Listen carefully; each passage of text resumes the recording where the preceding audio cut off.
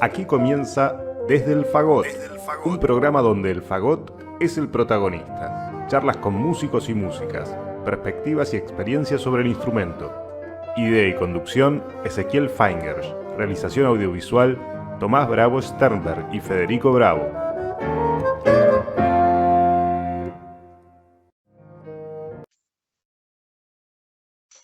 Hola, ¿cómo andan? ¿Qué tal? Un gusto como siempre. Hoy es un programa realmente especial, diferente al resto. Tengo la suerte primero de contar con un operador que es un gran pilar para este programa, Gonzalo Rodríguez. Mis agradecimientos infinitos, como siempre, y hoy aún más. Y aparte, tengo la dicha de poder entrevistar finalmente a un gran maestro, un destacadísimo oboísta, emprendedor como pocos. Estamos hablando de Juan González, el maestro Juan González, quien, bueno, no vamos a obviar una presentación, pero por lo menos resumir en breve, fue solista de la Orquesta Sinfónica de Uncuyo, docente de la universidad, miembro del famoso quinteto integrado por Lars Nilsson, Roque Russo, etcétera, grandes músicos. Fue también fundador y gran intelectual del encuentro musicales de Mendoza. Y por si esto fuera poco, también fue y es presidente honorífico de la fábrica que él fundó de Cañas González, de prestigio mundial. Nos acompaña también su hijo Pablo, quien es actual presidente de la fábrica, al cual estoy sumamente agradecido también por estar, porque hace que esta entrevista sea aún más enriquecedora. Juan, voy a intentar hablar lo más claro posible. Te pido disculpas de entrada porque no lo suelo hacer. Te agradezco infinitamente que te sumas a este proyecto de investigación. Para mí es muy importante. Y sobre todo que puedas vos contar tu historia, tu trayectoria en primera persona, que creo que es un lujo. ¿Cómo estás? ¿Qué tal? Yo estoy bien y agradecido de tu contacto, que me parece fantástico. Bueno. El agradecido soy yo. Suelo empezar un poco como es un trabajo de investigación, eh, por el año en que naciste. Sé que naciste en Córdoba, en Inriville, pero no sé si lo querés contar vos un poco. Bueno, sí, yo nací en un pueblo muy pequeño, en la provincia de Córdoba, en el año 1930,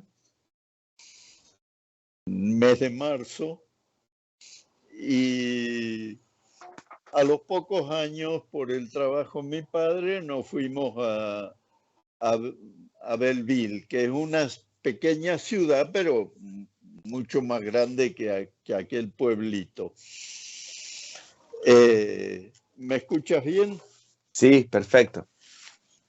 Bueno, al poco tiempo de estar en Belleville, se fundó por la inquietud de muchos ciudadanos del pueblo, una escuela municipal de música. Escuela de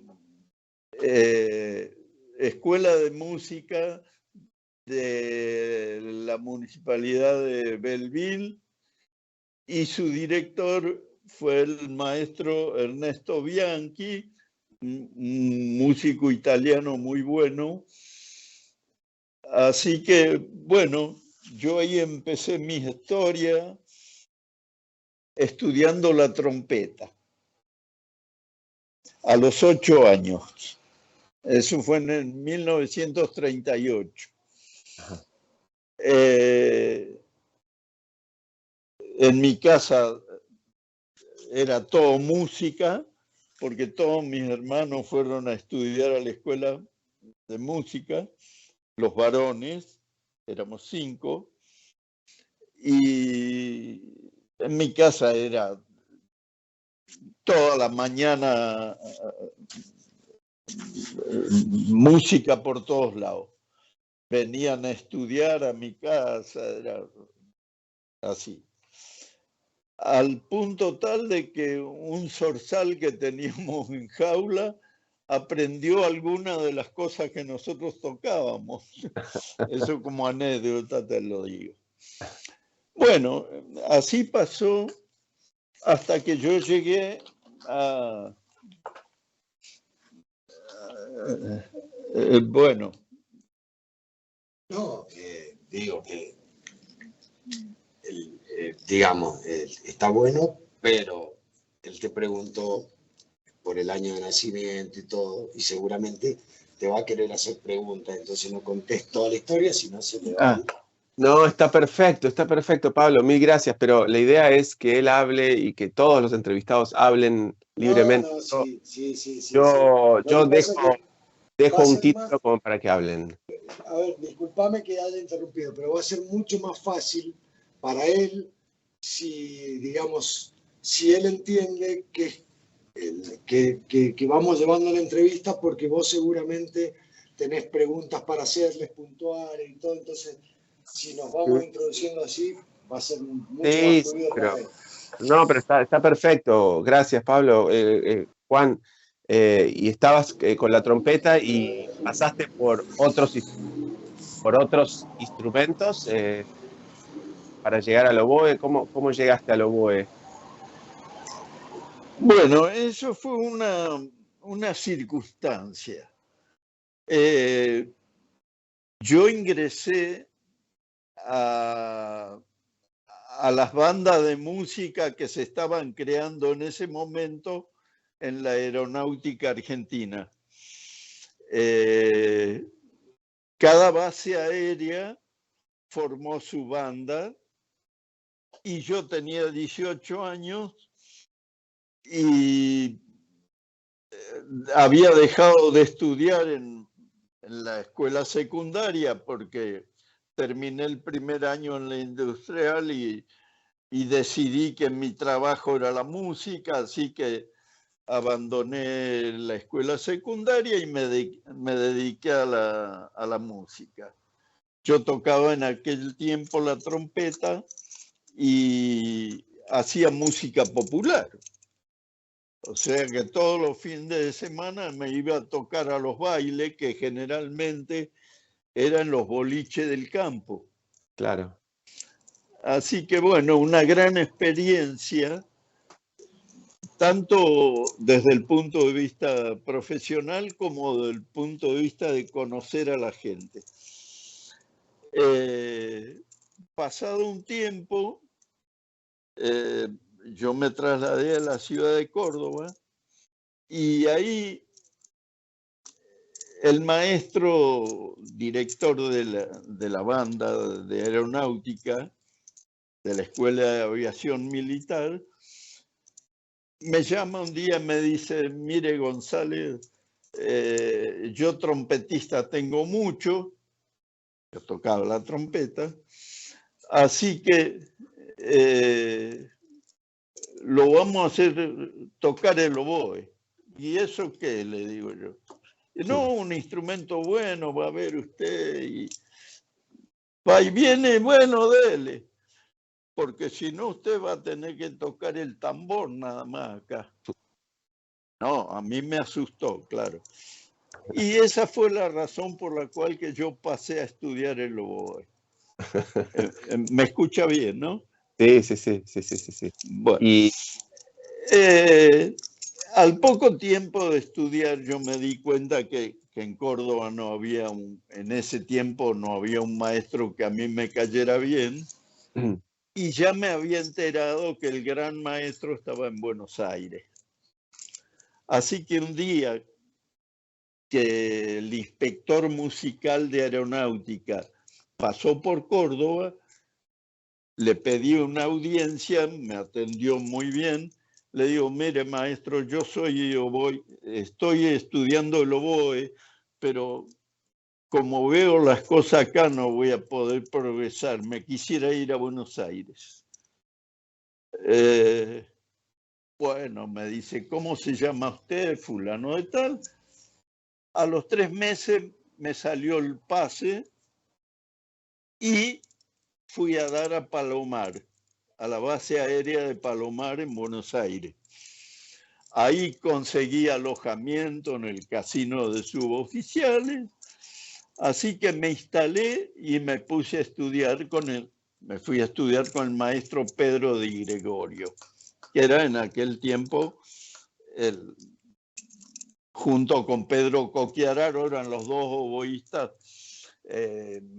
mejor considerados en Buenos Aires. Claro. Bueno, ahí llegamos. Que te quería hacer una pregunta. Pregunte. No, está perfecto. No, Juan, perdóname, no. Bueno, junto conmigo llegamos a Buenos Aires, llegó Lido Guarnieri, otro que fue un gran oboísta reconocido en todo el mundo. Claro.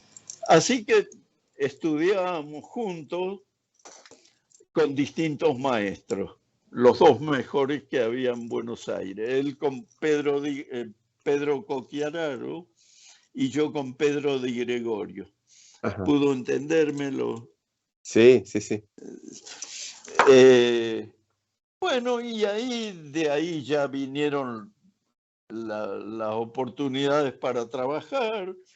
Éramos muy rápidos, tanto Lido como yo, en el progreso anduvimos muy bien, así que en poco tiempo más estábamos trabajando afuera ya como oboístas. Y esa es la historia de mi carrera, muy sencillita, digamos, fundada en la capacidad. La resumiste muy rápido. Yo sí, muy rápido. Anécdotas yo lo reconozco porque sé lo que tardan los... No, pero... Disculpame, un segundito. Ahí recién, antes de empezar la nota, un poco hablando con mi viejo desde esa época. Y claro, yo veo que él la cuenta así. Yo le decía, ¿por qué no pones énfasis en algo que vos sabés que a vos te pasó? Que fue que él llegó en el oboe, ¿no? Él era un músico que había tocado mucho, como él te dijo, en bailes, y que conocía la música, pero el oboe no lo había estudiado nunca en serio. Y en 4 o 5 años, estudiando en serio, se hizo profesional. Claro. Y es algo muy interesante porque hoy uno ve, y en aquella época seguramente también, ¿no? Pero ve que hay personas, chicos, que están 10, 15 años y no logran una evolución. Y cuando el estudio está bien hecho y en serio y con ganas, cómo en 5 años puede cambiar totalmente el nivel de un músico, ¿no? Claro. Claro, Pablo, totalmente de acuerdo. Lo importante que es estudiar de verdad. Juan, te hago una pregunta. ¿Qué nos podés contar, si te acordás o tenés ganas de contarnos sobre tus clases con Pedro? O sea, ¿qué Di Gregorio? Pedro Di Gregorio. Sí, ¿qué te acordás? Así, ¿qué se te viene bueno, a la mira, cabeza?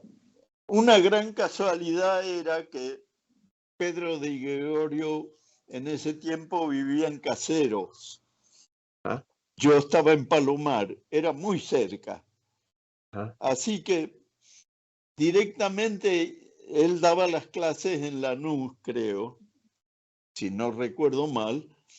Viajábamos en el mismo tren a recibir las clases en Lanús, que era también donde vivía Pedrito Coquiararo, claro. Otro gran oboísta de Buenos Aires. Y así pasé varios años con esos viajes. Tomé un lindo contacto con mi maestro, con Pedro Di Gregorio, porque viajábamos juntos en el tren hasta Palermo y ahí cambiábamos el tren que iba a Lanús. Bueno, Todo una Era historia, ¿no? era muy exigente Di Gregorio comparado con Coquiararo. ¿Cómo eran las dos escuelas? Si se podía. Eran distintos, pero eran muy buenos los dos. Claro, sí, obvio. Fantástico, muy bueno. Solamente el hecho de tener contactos con ellos te daba ese impulso que hace falta, esa fuerza para estudiar bien. Claro. Además de que aprendíamos a estudiar bien, ¿no es cierto? A manejar el mecanismo. Claro. Cómo poner los dedos, y el tipo de estudio. Escalas, arpegios en todas las tonalidades. Claro. Yo hasta hoy tengo capacidad para transportar lo que sea a la tonalidad que me digan. Claro. No tocando el oboe porque mis dedos ya no dan, pero escribiendo la música, por ejemplo, Claro. sería una forma de demostrar que puedo escribir X trozo de música de oboe en la tonalidad que sea. Es una cosa muy importante porque te permite transportar. Claro. Y eso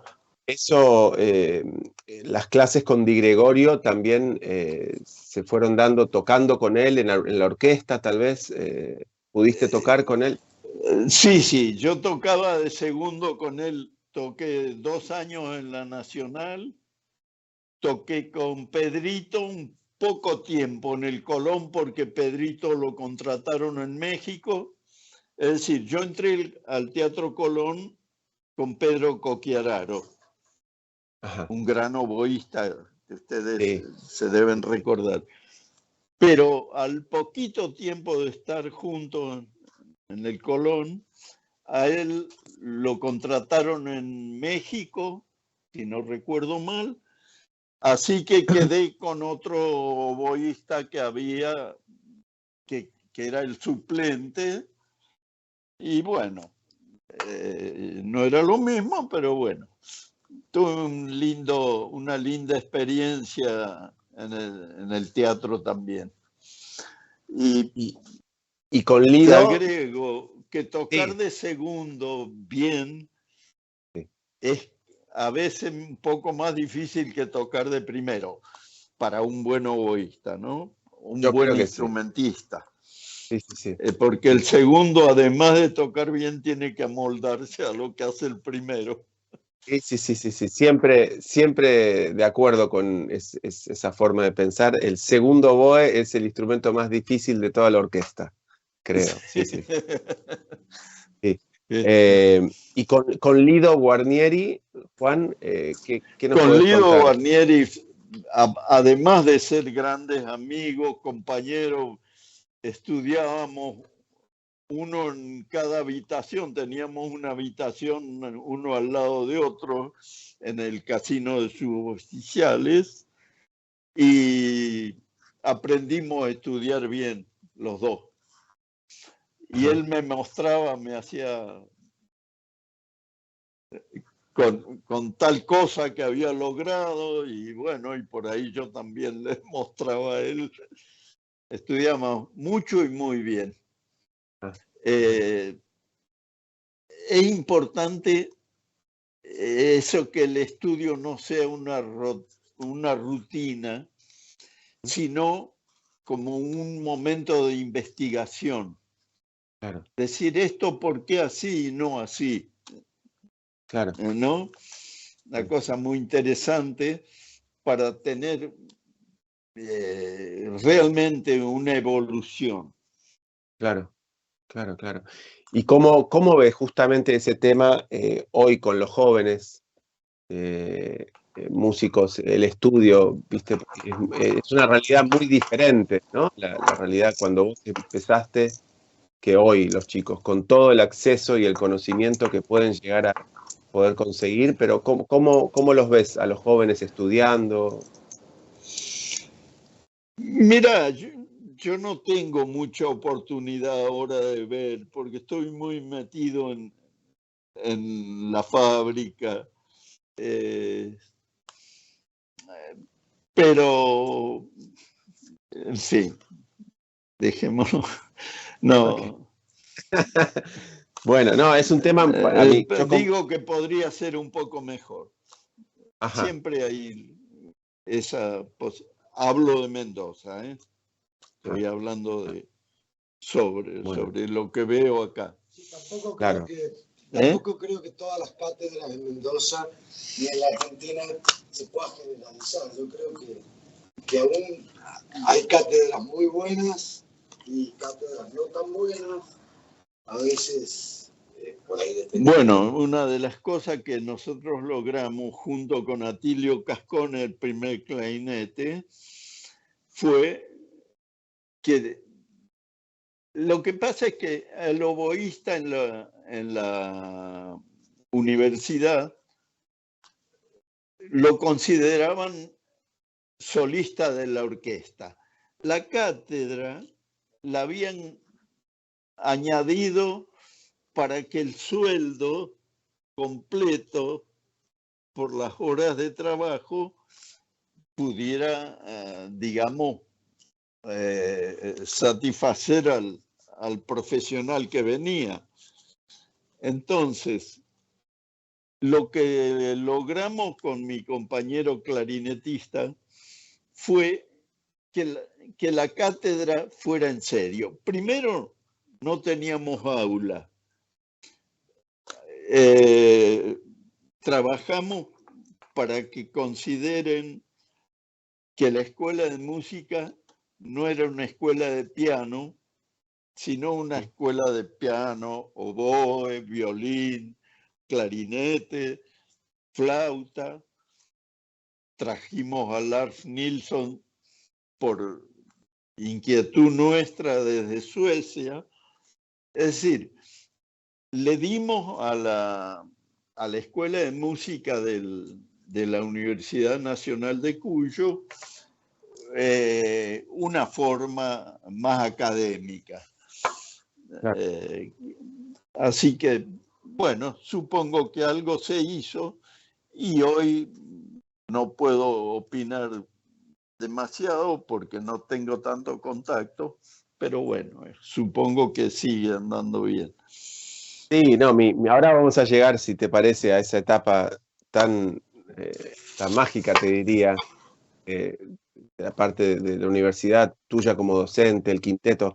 Yo me refería, quería aprovechar lo que comentaste sobre el estudio con Lido, tal vez se fomentaban mutuamente, se inspiraban mutuamente.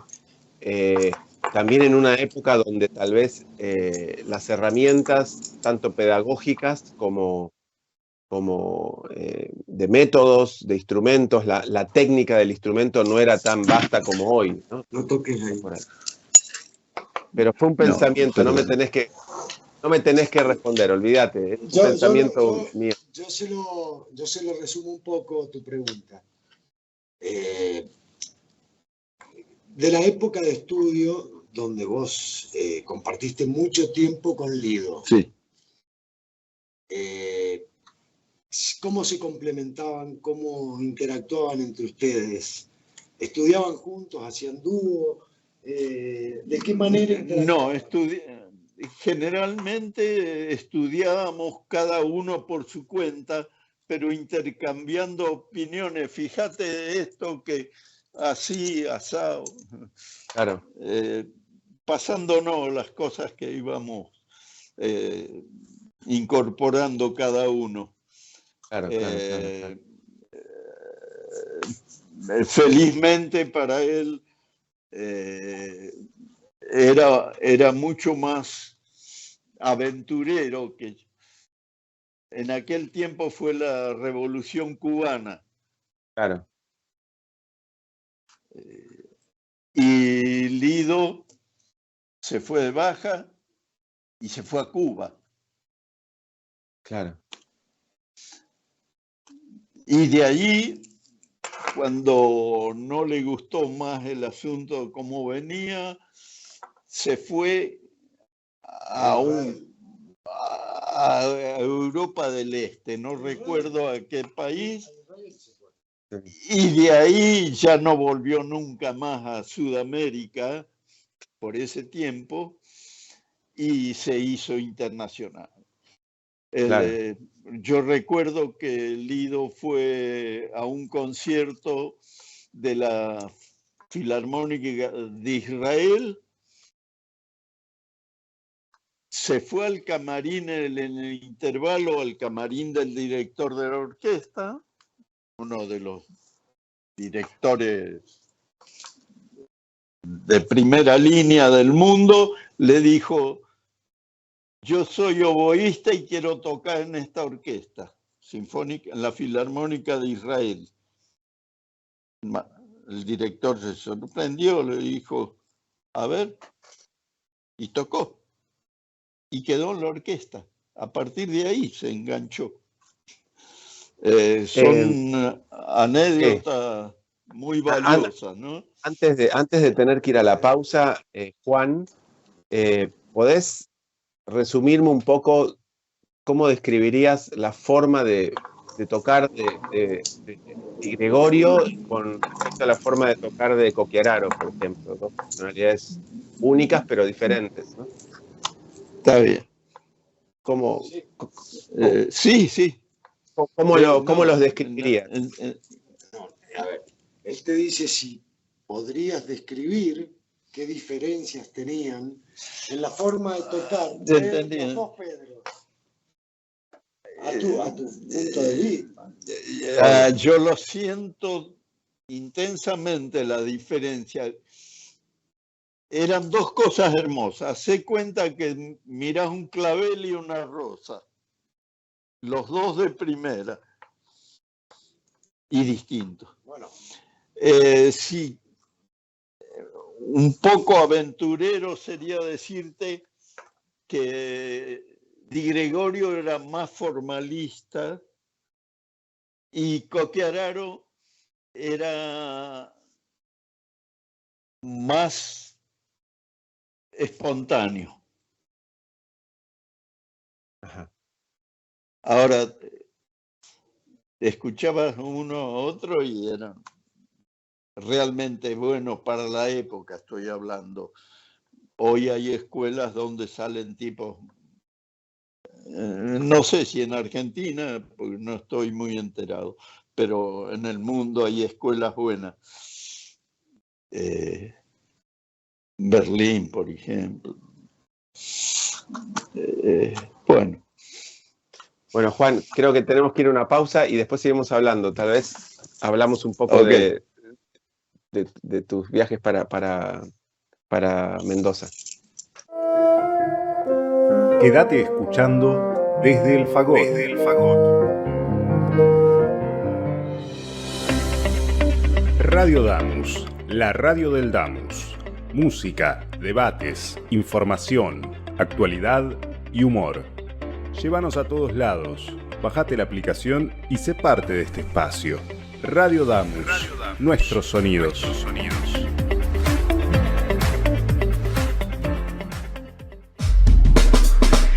Programación 2022. Tardes contemporáneas. Órgano en Baires. Entre teclas. Voces que escuchan. Cámara hoy. Barroco de dos mundos. Paredes pintadas. Mujeres de la música. Espacio jazz. Músicas cruzadas. Desde el Fagot. Todo es música. Y los estrenos de Por la huella de las cuerdas. Un programa dedicado a la guitarra.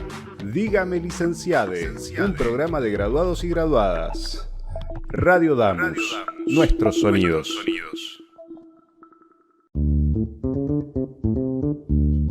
radio.damus.musica.ar. La radio TV en vivo, información de los programas y mucho más. radio.damus.musica.ar.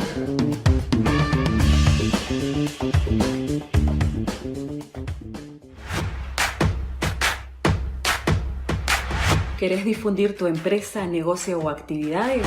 Escribinos a radiodamos@gmail.com. Ofrecemos planes a medida y a precios accesibles. Radio Damos. Sonamos cerca.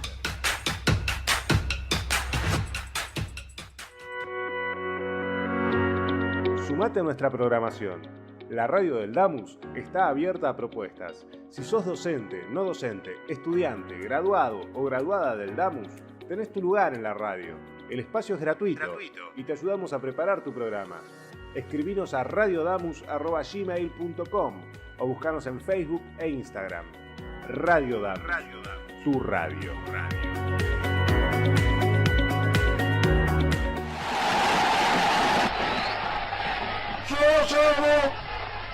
Llegan mis oídos la más maravillosa música, que para mí es la que pasan en Radio Damus.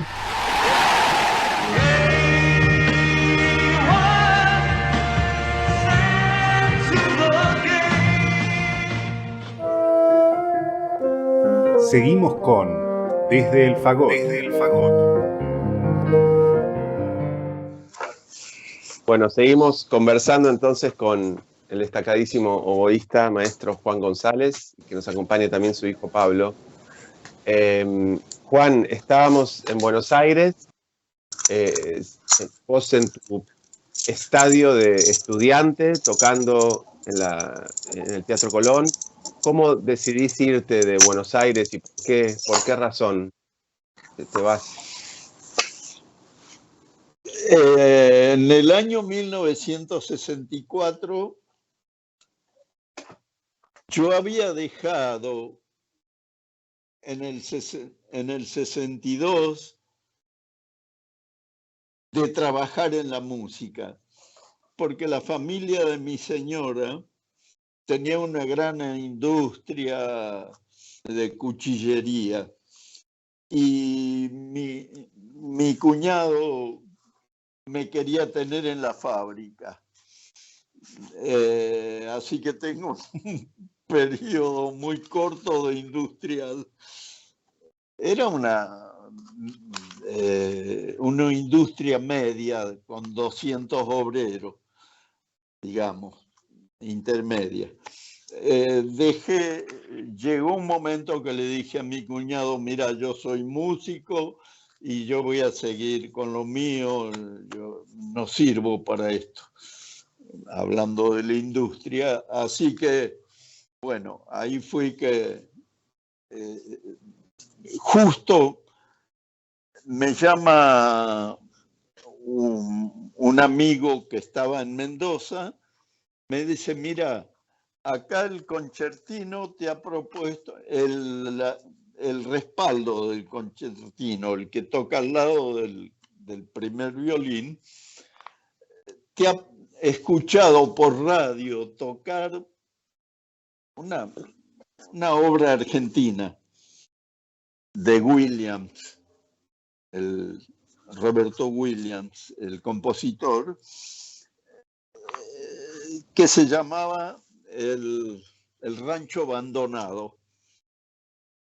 Este violinista de Mendoza había escuchado eso por radio, entonces le propuso a la orquesta, mire, hay un oboísta que yo lo escuché por Radio Nacional tocando tal cosa y no había escuchado nunca una sonoridad así. Discúlpenme, pero lo dijo él, no yo. Era Humberto Nicastro, el violinista, que ya ha fallecido hace poco. Y en base a eso me llaman por teléfono de Mendoza. Dice, mira, te han propuesto para oboí. Bueno, mi señora no estaba en casa, estaba con mi hijo en la casa de mis padres, en Belville, provincia de Córdoba. Yo la llamé, le digo, che, tenemos oportunidad de irnos a vivir a Mendoza, ¿vendría? Sí, vamos. Y ahí enganchamos en el año 64, en marzo, me vine yo, hasta que conseguí un departamento y demás, nos ubicamos y se vino la familia. Pablo, que está al lado mío, creo que tenía 6 meses cuando vino a Mendoza. Así es mi traslado a Mendoza. Aquí en Mendoza, bueno. No, te contratan, o sea, de la orquesta, vas como solista de oboe. Sí, me contratan en la orquesta y ahí yo te contaba al principio que junto con Atilio creamos las cátedras en serio, Ajá. con aula propia y demás. Todo eso con mucha lucha y mucho trabajo.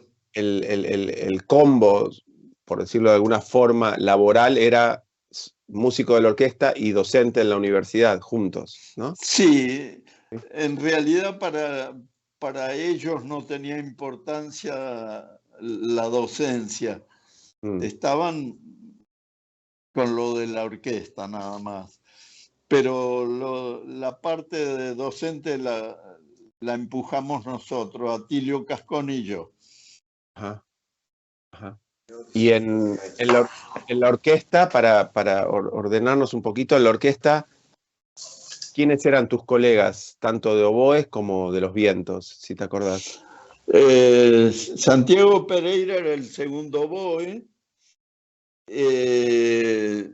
primer clarinete Atilio Cascone, primera flauta Lars Nilsson, pero Lars Nilsson no estaba cuando yo llegué a Mendoza, lo conseguimos después porque el flautista que tenía Mendoza se fue a Buenos Aires de nuevo. Así que averiguando, yo quería traer una flautista uruguaya que había en Berlín, estudiando con el maestro, no recuerdo el nombre, que había en Berlín. Y bueno, llamé por teléfono desde la escuela de música. Me dicen, no, la señorita de esta uruguaya ya está trabajando en otro lado. Pero acá queda un alumno sueco que podría hablar con él. Así que hablé con Lars Nilsson y él al poco tiempo estaba en Mendoza. Ajá.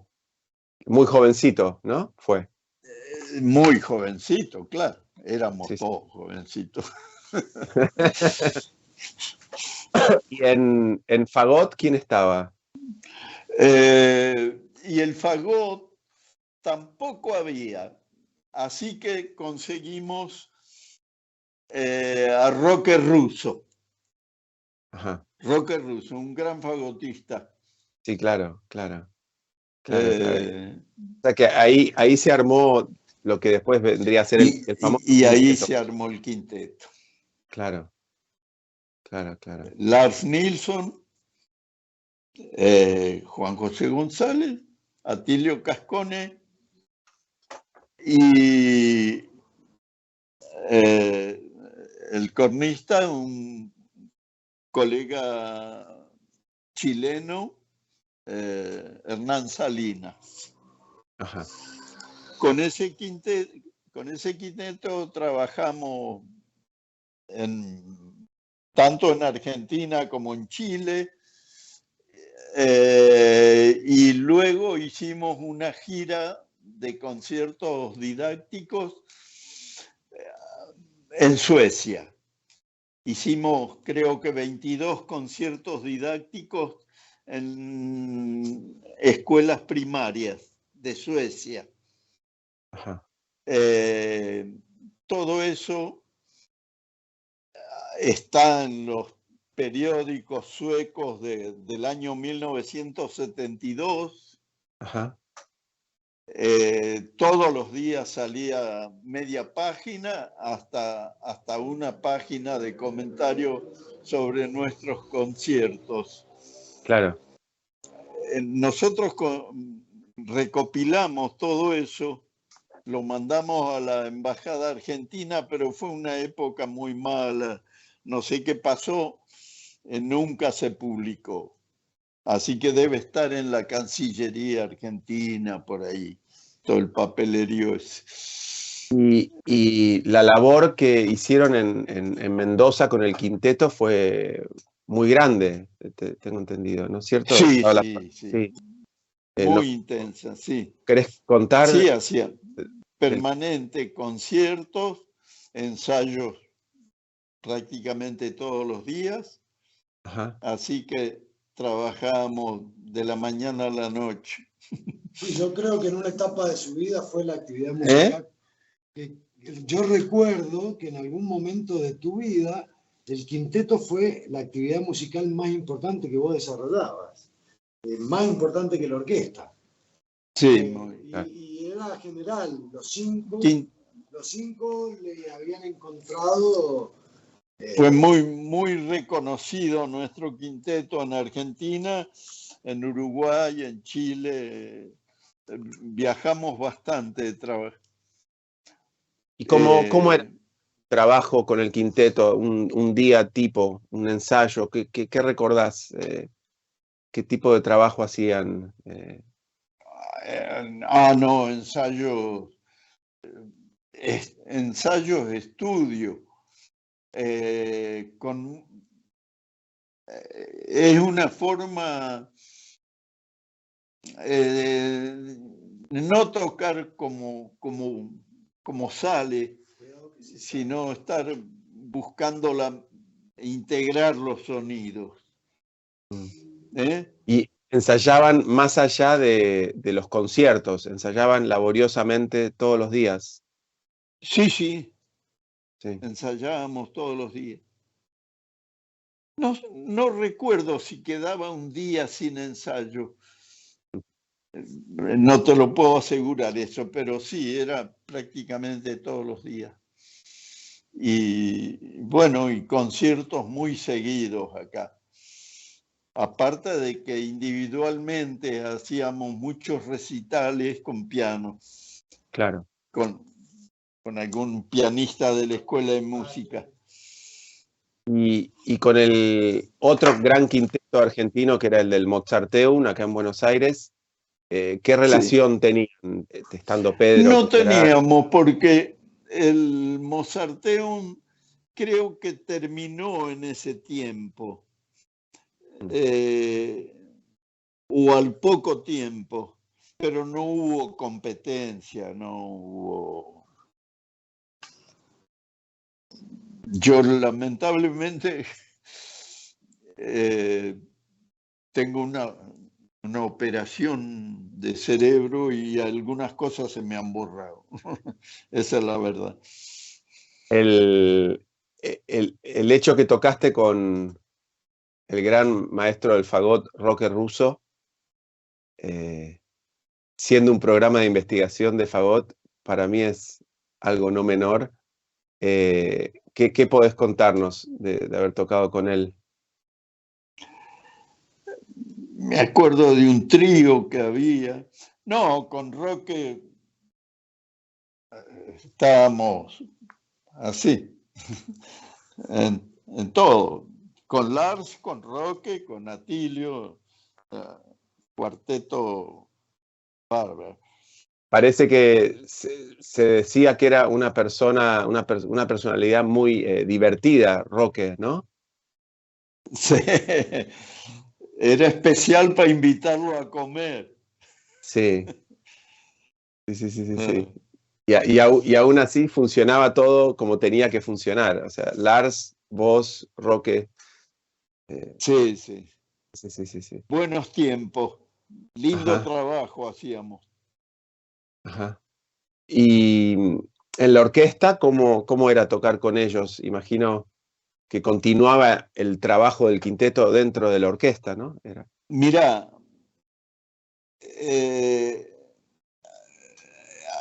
era muy bueno el trabajo, como nosotros lo organizábamos.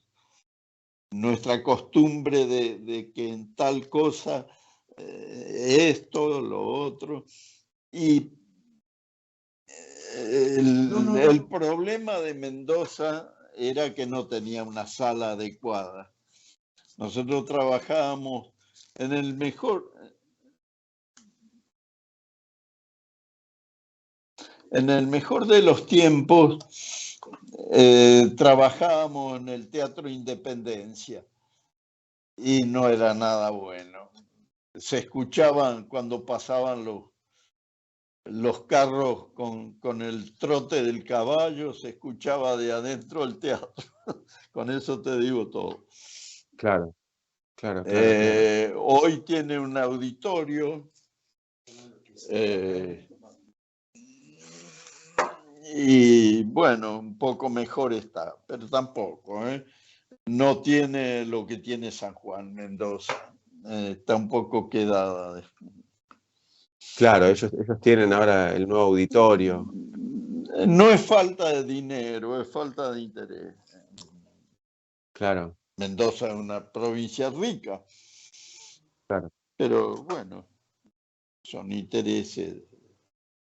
Y en Mendoza, en el periodo que vos estuviste de solista de oboe, iban, sé que la ruta de los directores que venían de Europa, Buenos Aires, Mendoza, Chile, se solía hacer, ¿no? Sí. Y trabajaste con directores de renombre internacional. ¿Te acordás de alguna experiencia especial? Sí, han pasado buenos directores, no quiero, no recuerdo bien los nombres, pero sí. Sí, hemos tenido muy buenos directores. Y teníamos mucho contacto con un gran director chileno, se llamaba... No. Bueno, discúlpame. No importa. El viejito ya no. Por favor, te pregunto por si tenés alguna anécdota al revés que querés contar. No quiero que dejes de contar cosas por mis preguntas. Sé que Mendoza en ese momento, ahora también, pero en ese momento en particular, el nivel artístico musical por estos grandes músicos y directores era muy reconocido, ¿no? En ese momento. ¿Vos intentaste volver para Buenos Aires en algún momento o para Córdoba o habías decidido ya quedarte en Mendoza? No, yo decidí quedarme en Mendoza. Ajá. Me hice bien mendocino porque además ocurrió que aprendí que la caña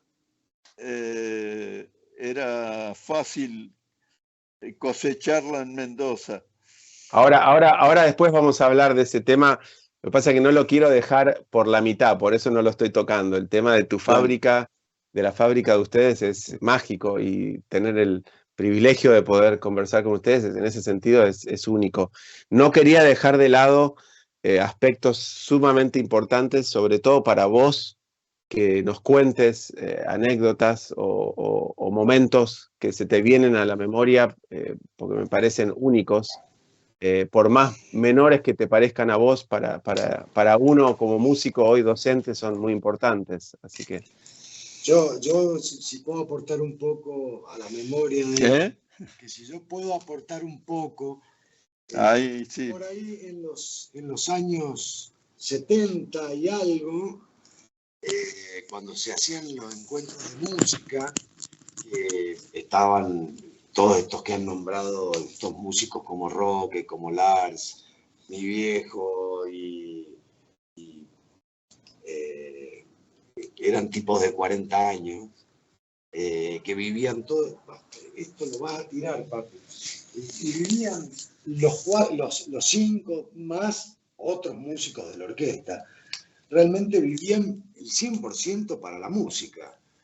Claro. Y como vos decías, Mendoza se transformó en esa ciudad fuera de Buenos Aires que tenía un movimiento musical casi tan importante como el de Buenos Aires, distinto. La música de cámara más. Claro, y venían todo el tiempo músicos de diferentes lugares, como vos mencionaste, directores, músicos solistas, alumnos a estudiar. Realmente había una movida musical por esos años, yo era chico, pero la viví un poco ya acompañándolo a él y todo, que yo creo que es superior a la que hay hoy, con todo lo que hay hoy, por supuesto, sin menospreciarlo, ¿no? Pero Sí, realmente sí, fue sí. impresionante esos años, el movimiento y la excelencia que se buscaba. Sí. Eso es algo... Se formaron chicos que hoy están ocupando lugares en todo el mundo. Sí, No, es no, no. es impresionante. Una lista, ¿no? Es impresionante, y lo digo como un insoportable porteño, ¿no? Que en el fondo, ¿Vos generalmente... viviste algún encuentro? No llegué. Yo estuve, era un poco, unos años más chico, hasta musicalmente, te diría. Cumplo 50 para que me llamen la semana que viene, pero... Estuviste a 3, 4 años de venir. Por eso. Yo empecé a los 12 años y después a los 10 años me fui afuera, pero sí, lamentablemente los perdí. encuentros se dejaron de hacer por cuestiones políticas, pero... Les propongo algo, a ver qué les parece, Sí. porque yo quisiera seguir conversando con ustedes. Si ustedes no se cansaron, No, está todo bien. hagamos otro programa y hablamos de los encuentros y de la fábrica, ¿les parece? Y ahora cerramos el programa así, ¿sí? Yo les agradezco infinitamente y nuevamente agradezco, como siempre, el trabajo de edición y producción y programación que hace Gonzalo Rodríguez para que este proyecto se pueda llevar a cabo. Así que los dejo y bueno, el próximo programa seguimos. Gracias. Dale, bárbaro. Gracias. Esto fue Desde el Fagot. Idea y conducción, Ezequiel Feingersch. Realización audiovisual, Tomás Bravo Sternberg y Federico Bravo. Radio Damus. Nuestros sonidos.